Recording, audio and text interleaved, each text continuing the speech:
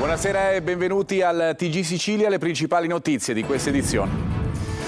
Centinaia di persone alla Camera Ardente allestita a Lentini per Margaret Spada, morta per una rinoplastica. I genitori chiedono rispetto per il loro dolore. Appello dei dottori, consultate sempre il medico di famiglia. Domani funerali e lutto cittadino.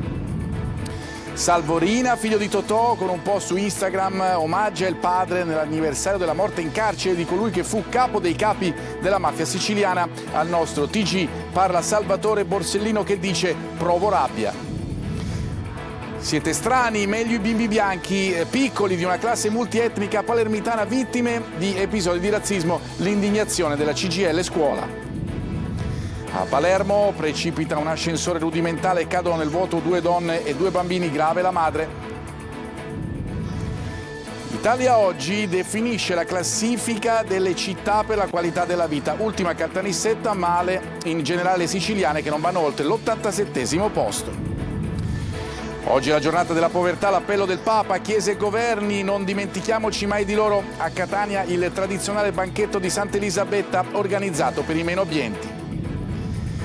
La grande maratona per le strade di Palermo, oltre 2000 atleti in gara, provenienti da tutta Europa, anche un uomo di 84 anni e una donna di 79 tra i partecipanti. Calcio, il Messina perde 2-1 con l'Altamura, sotto 2-0 nel primo tempo, riesce solo ad accorciare con Anatriello. Il Catania ritrova il sorriso dopo il derby e attende il match con l'Avellino che oggi ha pareggiato a Benevento.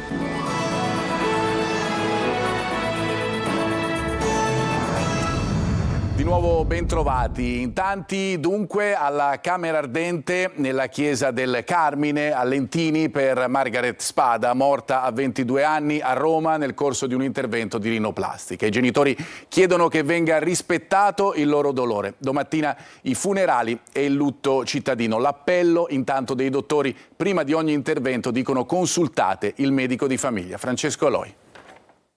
Il web e i social al posto del medico in carne ed ossa. Anziché andare dallo specialista si cerca la risposta in rete ed è quello che avrebbe fatto la giovane Margaret, 22 anni. Voleva rifarsi il naso e il medico lo ha trovato così.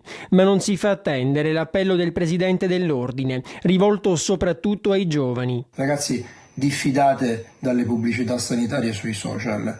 Affidatevi al vostro medico curante, è l'unico che conosce il vostro quadro clinico, conosce la vostra storia clinica ed è l'unico che vi può dare i consigli più giusti. La tragedia di Margaret ha sconvolto tutti. Non ci sono parole per quello che è successo. Andata a Roma per rifarsi il naso, tornata a Lentini cadavere. Qui c'è chi legge il giornale e chi va alla Camera Ardente per portare un fiore. Era una ragazza sempre sorridente, da altri tempi. Sempre col sorriso, una ragazza speciale. Una ragazza d'altri tempi? Sì, dolcissima, Margaret, sempre sorridente, non la vedevi mai arrabbiata. La famiglia chiede rispetto, niente telecamere né interviste. Ad oggi parla attraverso l'avvocato. Sono ovviamente chiusi nel loro momento di dolore che non è traducibile a parole. La causa della morte potrebbe essere stata una reazione all'anestesia, ma per averne certezza bisognerà attendere l'esito di altri esami. Quindi credo che i consulenti debbano svolgere come da incarico del sostituto procuratore. E domani in Chiesa Madre alle 11 i funerali per l'ultimo saluto ad una ragazza che aveva tanta voglia di vivere. E Margaret non fu subito e correttamente rianimata. La manovra che forse poteva salvare la vita non fu eseguita correttamente e tempestivamente. Lo dicono i medici che hanno scritto la relazione della ASL sul percorso clinico-assistenziale della giovane morta il 7 novembre a Roma dopo un intervento al naso eseguito in uno studio medico all'Eur. Salvo Rina, figlio di Totò, omaggia il padre su Instagram nell'anniversario della morte in carcere di colui che fu capo dei capi della mafia. Centinaia i like e i commenti. Al nostro TG parla Salvatore Borsellino. Provo rabbia, dice il fratello del giudice ucciso proprio dal capo dei capi di Cosa Nostra. Emanuela Corsi. Quello che sento dentro è il montare della rabbia, il dolore ormai è una cosa che sono passati 30 anni da quando hanno ucciso mio fratello.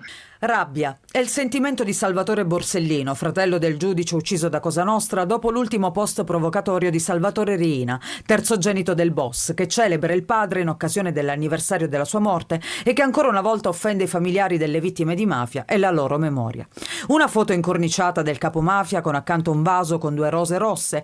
Lui ha vissuto, vive e vivrà sempre in noi e con noi, scrive Riina Junior, facendo attenzione alle maiuscole. Le stesse maiuscole che qualcuno nei commenti usa con la parola famiglia. Sì, perché non solo il post ha ottenuto centinaia di like, ma anche decine e decine di commenti di ammirazione per il capo dei capi.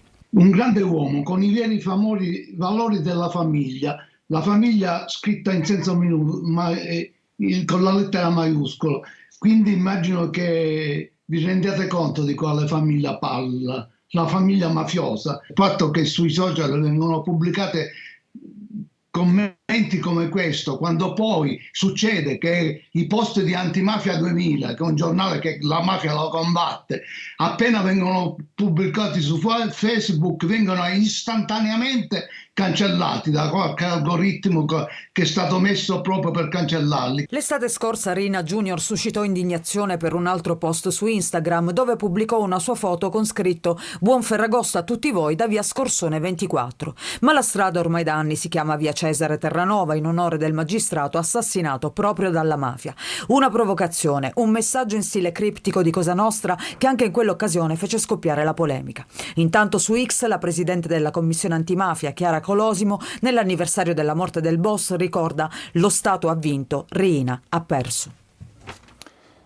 A Palermo, bambini di una classe multietnica dell'Istituto Comprensivo De Amicis sono state vittime di episodi di razzismo. Erano in una libreria per un'attività extrascolastica quando sono stati apostrofati così: "Siete strani, meglio i bimbi bianchi". L'indignazione e il commento di Fabio Cirino, segretario generale di CGIL Scuola. Noi vogliamo ovviamente esprimere la nostra solidarietà nei confronti dei bambini, degli insegnanti e della dirigente scolastico dell'istituto e dire anche che per noi è sicuramente un atto di ignoranza, di pochezza culturale e umana da parte di chi ha osato fare queste affermazioni, perché Palermo da sempre è una città accogliente, una città solidale, una città culla del Mediterraneo. Anzi, vorremmo dire proprio che sicuramente è la politica che influenza la società e non il contrario. Cioè il clima politico, le affermazioni contro i migranti, contro le persone di colore portano sicuramente la società a fare queste azioni intolleranti. Diciamo anche che invitiamo proprio queste persone a girare le scuole di Palermo perché la società è più avanti di loro. Restiamo a Palermo dove precipita un ascensore rudimentale e cadono nel vuoto 2 donne e 2 bambini. È grave la madre, Luca Ciliberti. Un ascensore artigianale precipita, a Palermo cadono nel vuoto e restano ferite mamma, nonna e 2 figli. Paura in piena notte in uno stabile di via Mura San Vito, nel rione Capo, accanto al comando provinciale dei Carabinieri. La donna di 32 anni ha riportato trauma e ferite profonde alle gambe. Per i più piccoli, un bambino di 7 anni e una ragazzina di 13 anni, fortunatamente solo lievi traumi. Nell'incidente è rimasta coinvolta anche la loro nonna di 71 anni. Entrambe le donne sono state trasportate d'urgenza al pronto soccorso del Civico, mentre i ragazzini sono stati trasferiti all'ospedale Cervello. L'impianto, secondo una primissima ricostruzione, sarebbe stato costruito artigianalmente da un componente della famiglia che di professione fa il fabbro. È stato proprio quest'ultimo ad essere stato aiutato dai vigili del fuoco a scendere con l'ausilio di una scala poiché era rimasto bloccato al primo piano. L'ascensore, di fatto un montacarichi, serviva per salire e scendere da casa visto che la palazzina era sprovvista di scala interna. Probabilmente a causa del peso che superava il massimo consentito, le corde che sostenevano la pedana non hanno retto e si sono spezzate. Intanto la procura di Palermo ha disposto il sequestro dell'impianto dopo i rilievi durate ore della scientifica. Fino a tarda notte invece i vigili del fuoco hanno lavorato per mettere in sicurezza l'edificio. Sul caso è intervenuto un consorzio per l'Italia, organismo no profit al quale aderiscono oltre 120 imprese del settore ascensorista. In una nota parlano di caso limite perché si tratterebbe di un impianto non omologato e non collaudato, ma soprattutto non soggetto a manutenzione da parte di una ditta accreditata. L'Italia, il dato è poco noto, conta 1 milione di ascensori attivi su tutto il territorio nazionale ed è seconda al mondo solo dopo la Cina. Per più della metà però questi impianti sarebbero vetusti. A Catania adesso prevista per la settimana prossima l'autopsia sul corpo della neonata morta giovedì all'ospedale Garibaldi Inesima appunto della città etnea nel reparto di ostetricia e ginecologia. Poco dopo la nascita, dai primi controlli non sarebbero emerse anomalie né sul feto né sulle condizioni fisiche della partoriente. Intanto la donna, tuttora in terapia intensiva, è in progressivo miglioramento. Gli investigatori hanno acquisito la cartella clinica e sequestrato la salma della piccola. Bisognerà capire perché il personale medico abbia atteso 24 ore per procedere al parto naturale. Morto nel carcere di Catanzaro un detenuto messinese invalido e con problemi di salute mentale. Sul corpo ematomi e profonde ferite da taglio, ma il referto parla di stupefacenti e infarto cardiaco. La famiglia chiede che venga fatta chiarezza. Francesco Triolo. Non convince la famiglia la morte del 28enne messinese Ivan Domenico Lauria, che diventa un caso. Il giovane, che si trovava in carcere a Catanzaro dove stava scontando 11 anni e 2 mesi, è morto venerdì scorso, secondo il certificato medico, per abuso di sostanze stupefacenti ed arresto cardiaco. Una motivazione che la famiglia contesta e ha dato mandato all'avvocato messinese Pietro Ruggeri di presentare una denuncia per chiarire le modalità del decesso, anche perché, secondo la famiglia, il corpo del ragazzo presentava evidenti ematomi e ferite da taglio, oltre che parti del corpo sanguinanti. Al di là del certificato medico, che fra l'altro attesta anche un abuso di sostanze stupefacenti e come possa essere possibile in carcere, questo ovviamente secondo me sia giusto approfondire e chiarire, ma al di là di questo ci sono ovviamente delle ferite anche nella testa e delle tracce di sangue nei vestiti che non possono essere compatibili soltanto con un semplice arresto cardiaco. A Ivan Domenico Lauria, tossicodipendente invalido civile al 75%, con gravi problemi di salute, accertati anche da consulenti d'ufficio nominati nel corso dei vari procedimenti, non era stato concesso il differimento dell'esecuzione della pena. Abbiamo fatto non una, ma del 2021 che facciamo richieste quando era lui detenuto alla casa circondariale di Trapani, richieste che sono state fatte anche al Ministero di Giustizia, tanto che eravamo pronti anche a fare una richiesta di interrogazione parlamentare. Sembrava che la situazione si fosse sbloccata perché veniva trasferito, almeno inizialmente era trasferito a Barcellona, poi è stato trasferito a Palermo, però la situazione purtroppo ha avuto questo epilogo. Vediamo adesso dati non certo lusinghieri per la nostra isola. Parliamo del report d'Italia Oggi sul rapporto fra le città e la qualità della vita. Caltanissetta è ultima, ma tutti i centri urbani siciliani non vanno oltre l'87° posto. Orazio Longo. Quello che emerge è soprattutto la spaccatura tra nord e sud, non certo una novità, ma sempre più netta col passare degli anni anche dopo l'uscita dall'emergenza pandemica, con le grandi aree urbane del centro-nord che hanno mostrato la migliore capacità di reazione. Milano vince la classifica della qualità della vita 2024, seguita da Bolzano e Monza. Male tutte le città siciliane. Caltanissetta chiude al 107° posto, ultima, Agrigento 105°, a Palermo 100° e Catania 98°, la più avanti è Ragusa all'87° posto.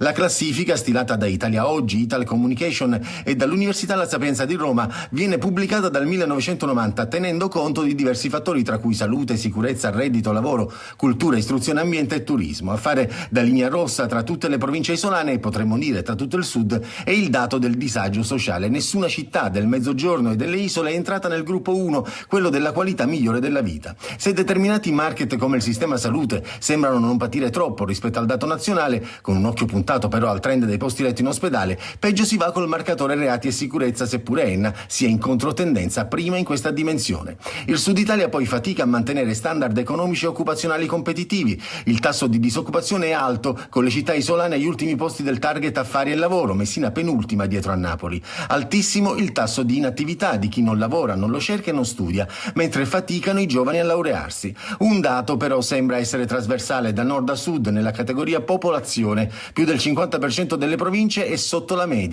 Si fanno pochi figli, c'è un alto tasso di mortalità e il saldo migratorio non riesce a compensare questi numeri. E il 17 novembre, da 8 anni, è la giornata mondiale dei poveri. Papa Francesco nell'omelia di oggi a San Pietro ha detto non dimentichiamoli mai. A Catania, nella chiesa San Nicolò l'Arena, è stato organizzato il tradizionale banchetto di Santa Elisabetta. Simona Mazzone.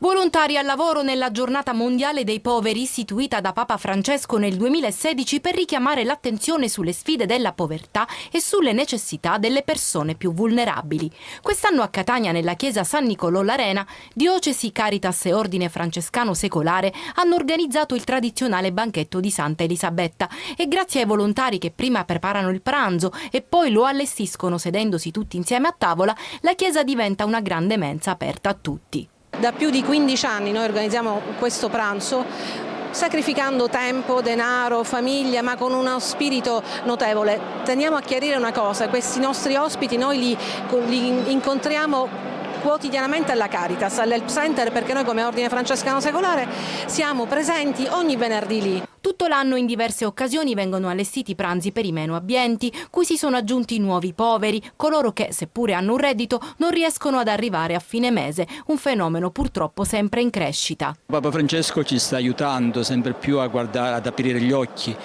perché, come diceva il Vangelo di oggi, siamo chiamati a guardare la meta è la comunione, e su questa terra siamo chiamati a vivere di comunione, stare attenti verso i poveri, verso le nuove povertà che non è soltanto economica, anche culturale. Secondo l'Istat sono 5 milioni e 9 cittadini italiani che vivono in condizioni di povertà assoluta, pari al 9,7% della popolazione, mentre soltanto a Catania nel 2023 i servizi della Caritas diocesana hanno registrato oltre 356.000 interventi tra pasti, farmaci e altri servizi, segnando una crescita allarmante, quasi 13.000 in più rispetto all'anno precedente. E nella giornata dedicata ai bimbi nati prematuri, vediamo la storia a lieto fine di una mamma che, dopo essere andata incontro a una rottura prematura delle membrane con il rischio di una nascita a 24 settimane, grazie al supporto dei medici del Policlinico di Messina ha partorito a 30 settimane, riuscendo a raggiungere un tempo più sicuro per la nascita del piccolo. Il bimbo è stato dimesso oggi insieme a mamma e papà. Parliamo adesso di teatro, un classico della commedia siciliana. Fiat Voluntas Dei apre la stagione di prosa al Metropolitan di Catania, una stagione che promette di essere avvincente. In cartellone 6 commedie e un titolo fuori abbonamento. Eva Spampinato.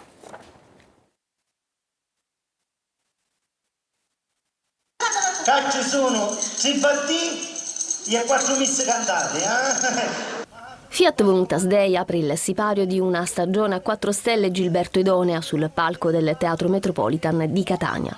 Un classico che non tramonta mai, una storia d'amore e gelosie ambientata in un piccolo paesino siciliano che coinvolge e diverte il pubblico con la sua semplicità, il calore umano, il sapore inconfondibile della Sicilia.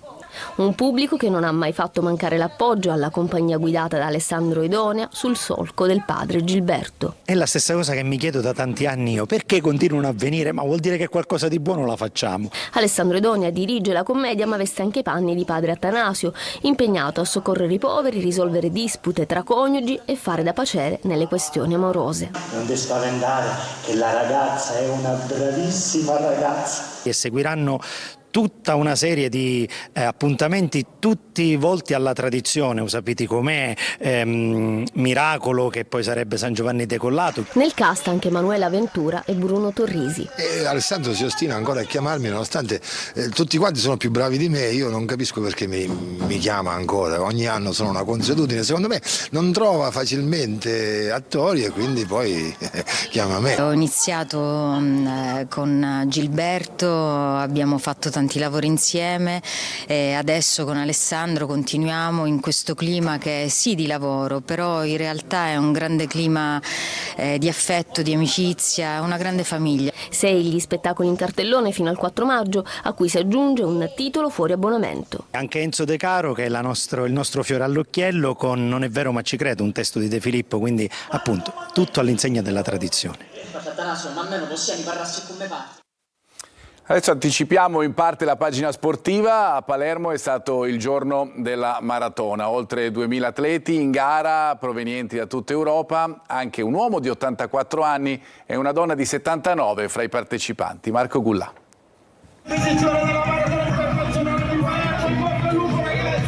A Palermo è stato il giorno della maratona, edizione numero 29. 2400 corridori lungo i 42 chilometri del percorso nel centro cittadino. Colori, sport e una domenica di passione per gli automobilisti palermitani, considerati tanti divieti e le strade chiuse al traffico per permettere il regolare svolgimento della manifestazione. 50 nazioni rappresentate, il contingente più numeroso è quello della Polonia con 105 atleti e atlete. Podio virtuale delle nazioni completato da Francia e Gran Bretagna. Tra le regioni italiane, oltre alla Sicilia, si contano atleti anche che sono arrivati dalla Lombardia, Campania, Lazio, Calabria, Veneto ed Emilia-Romagna. A correre anche 2 senior, una donna di 79 anni e un uomo di 84. A tagliare il traguardo, prima di tutti, il malese di Achite e la trapanese Federica Cernigliaro. Adesso ci fermiamo, fra poco la pagina del calcio.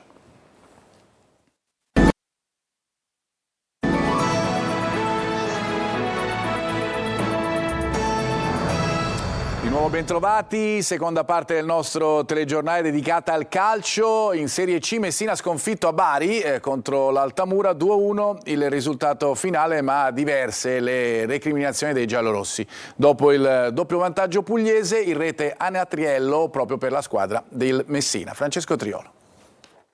Un brutto approccio, un primo tempo regalato, il Messina cade a Bari contro il team Altamura in uno scontro diretto di estrema importanza in chiave salvezza. I pugliesi si impongono 2-1, un successo costruito nella prima frazione condizionata da scelte nell'11 titolare giallorosso discutibili su cui poi si è fatta marcia indietro nell'intervallo. Luciani e Re titolari non incidono nel Messina, in attacco la squadra di Modica è inesistente, i pugliesi non ci impiegano molto a fare del male, un atteggiamento volitivo e convinto quello della squadra di Di Donato che trova il vantaggio sugli sviluppi di una palla inattiva col Messina colpevole di fermarsi dopo uno scontro aereo tra Petrucci e Garofalo. Quest'ultimo resta a terra, gli altri giocano e Leonetti può calciare con Carapicas che respinge sui piedi di De Santis che insacca. Tutto regolare per Diop, assalito dalle proteste giallorosse.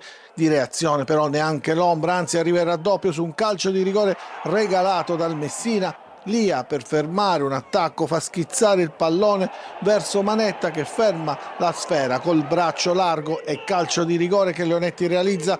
Il Messina crolla e l'Altamura potrebbe anche andare a riposo con 3 gol di vantaggio se Simone o ancora Leonetti avessero concluso meglio. A pochi metri da Crapicas nella ripresa Modica torna sui suoi passi dentro Anatriello, Anselmo e Blumamona, fuori Petrucci, Luciani e Re, attacco rivoluzionato ed è un altro Messina. Anatriello trova subito il gol su una imbucata di Garofalo, gran movimento e destro sul primo palo con un'esultanza rabbiosa. La rete sveglia il Messina, Mamona dà più verba, Anatriello è sempre pronto a pungere. Pane devia il sinistro di Pedicillo, si gioca ad una porta, i giallorossi provano ad affondare il colpo ma i piani si complicano con l'espulsione di Lia che entra in netto ritardo su Rolando, doppio giallo ed espulsione.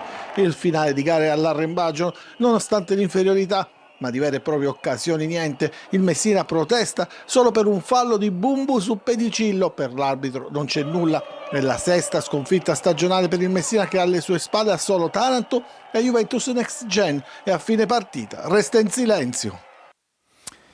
Abbandoniamo per un attimo il calcio giocato per una notizia che è arrivata da poco in redazione. 2 pneumatici dell'auto del presidente della squadra Folgore di Castelvetrano, Margherita Barraco, sono state tagliate. È avvenuto oggi all'esterno del campo sportivo di Mazzara del Vallo durante il match tra la sua squadra e il Marsala per il campionato di eccellenza. È solo un atto vile nei miei confronti, escludo a priori che siano stati i tifosi, ha detto il presidente della Folgore.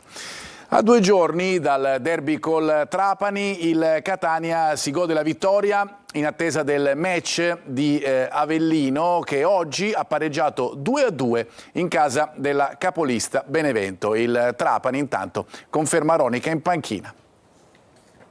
Una vittoria che regala serenità, restituisce fiducia e permette al Catania di avanzare in classifica e tornare a galleggiare a ridosso delle prime della classe. Ci voleva un successo così per mettersi alle spalle il periodo di crisi e sicuramente la vittoria nel derby contro il Trapani rappresentava la migliore medicina. Una performance di carattere con il Catania che poteva anche vincere con un punteggio più rotondo. Se i rossazzurri hanno invertito la marcia, però lo scopriremo solamente nelle prossime giornate, in primis quella di sabato, quando il Catania dovrà giocare al Partenio contro l'Avellino. La sconfitta nel derby ha invece ridimensionato il Trapani, che dal canto suo sperava in un risultato positivo per emettere un ruggito e dare un segnale forte al campionato, ma così non è stato. La posizione di Salvatore Aronica comunque non è in discussione, lo conferma la società, che si è detta soddisfatta della prova dei Granata. Un rendimento comunque sotto le aspettative, aggravato da una sola vittoria nelle ultime 5 partite. Passiamo al Palermo, che al contrario delle altre siciliane non scenderà in campo per la sosta di campionato. Rosanero che domenica prossima giocheranno al Barbera contro la Sampdoria, una partita spartiacque. Se il Palermo vorrà ancora alimentare la speranza di rimanere agganciato ai primi vagoni del treno promozione, dovrà necessariamente vincere. In 3 Brunori e Riel Duaron scalpitano nel Palermo per prendere le redini del reparto offensivo. Difficile che Dionisi intervenga sul modulo, si prosegue col 4-3-3, come sempre accaduto sin qui. Ed è tutto per questa edizione, grazie per averci seguito, una buona serata.